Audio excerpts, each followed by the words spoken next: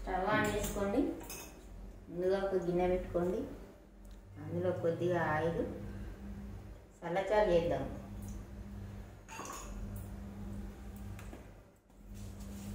కొద్దిగా ఆవాలు,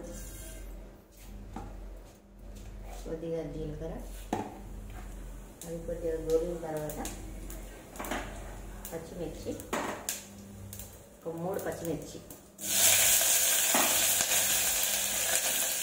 చిన్న ఉల్లిపాయ, మాకు చెట్టుదే ఎక్కువ మాకు ఇంతే. ఇప్పుడు మనం తగినంత ఉప్పును యాడ్ చేసుకోవాలి. ముందే వేసినామనుకోండి పెరుగు విరిగిపోతుంది.